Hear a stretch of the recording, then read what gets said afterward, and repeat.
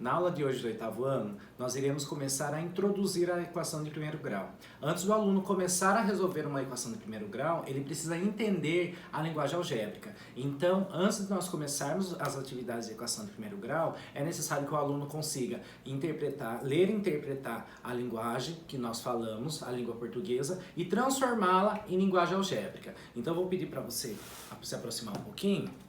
Então, como que eu faço?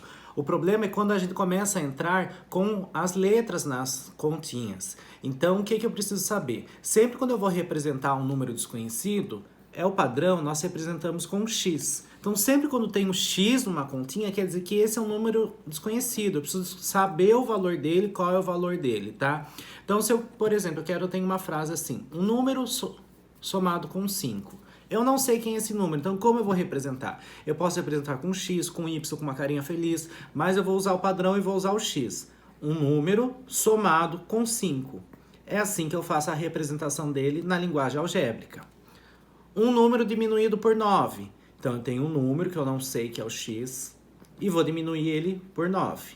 Então sempre quando tiver assim, X menos 9, que significa? É um número menos 9. Eu preciso descobrir qual é o valor desse número. A raiz quadrada de um número.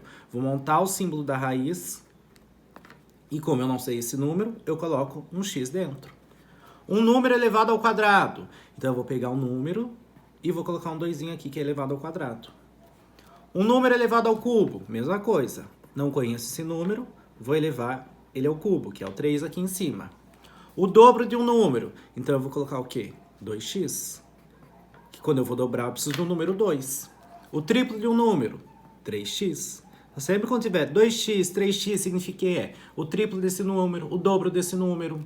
A metade de um número. Então eu coloco x, para eu tirar a metade eu tenho que dividir por 2. Só montar uma fraçãozinha.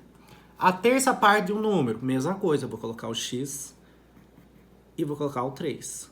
Aí eu vou dar um exemplo para vocês aqui, ó. X mais 9 é igual a 15. Como que eu vou fazer a leitura desse número? Um número mais 9 é igual a 15. Então, essa conta eu não preciso nem resolver com a equação de primeiro grau. Eu posso resolver ela pelo método de dedução. Então, como eu vou fazer? Um número mais 9 é igual a 15. Quem somado com 9 dá 15? É o 6. Então, x é igual a 6. Então, essas contas são bem mais fáceis de resolver quando eu consigo interpretar e fazer toda essa interpretação da linguagem do português para a linguagem algébrica. Então, isso fica para a aula de hoje. Muito obrigado para vocês, tá, gente?